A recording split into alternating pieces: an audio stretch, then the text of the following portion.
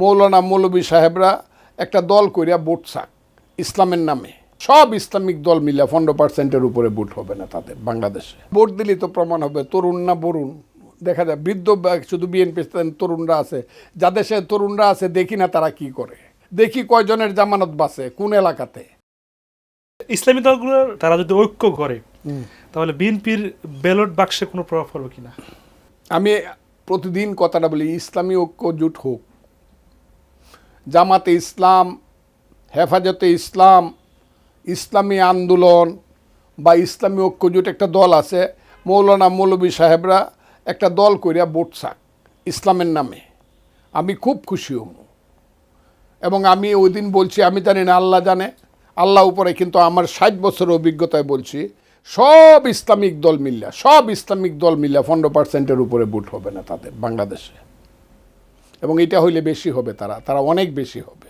ওই যে শুধু ওই মানুষকে ওই কিছু জমায়া আল্লাহ রসুলের নামে ইসলামের নামে জমায়া করা ভাষণ দেওয়া আর ভোট পাওয়া মানুষের সমর্থন পাওয়া এক জিনিস না। আমি বারবার বলি, 10 লাখ লোক হয়তো ওই 88-তে পীর সাহেবের উরসে, কিন্তু তার ছেলে ইলেকশনে দাঁড়াইলে 7000 ভোট পায়।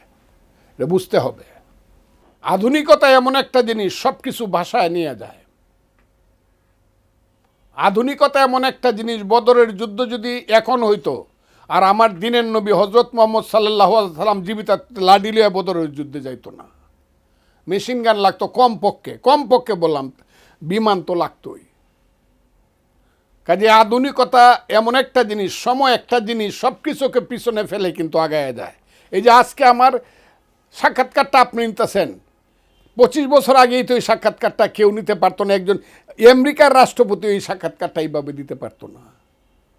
কাজে বিজ্ঞানকে আপনি অস্বীকার করেন। এই মৌলানা সাহেবরা একদম মাইক দিয়ে আজান দিলে বলতো, মাইকে আজান দিলেই নামাজ হবে না। মাইক বাজায় বিয়া করতে গেলে বলতো, মাইক বাজায় বিয়া করতে গেলে বিয়া হবে না। আরও কমও সান্দে লুক গেলে কইছিল নীল আর্মস্ট্রং যে কাফিররা কয় সান্দে লুক গেছে, যারা এগুলা কয় তাদেরকে হত্যা করতে হবে, এইসব কইছে। কিন্তু এখন তারা সবই আবার স্বীকারও করতেছে।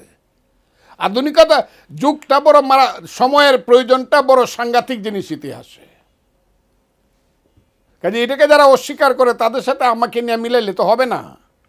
সামাজিক মাধ্যমে বিএনপিকে নিয়ে একটা সমালোচনা বা শুভাকাঙ্ক্ষীদের একটা আক্ষেপ যে তরুণদের টানতে বিএনপির যেই কর্মসূচি দেওয়া দরকার এটা তারা করছে না।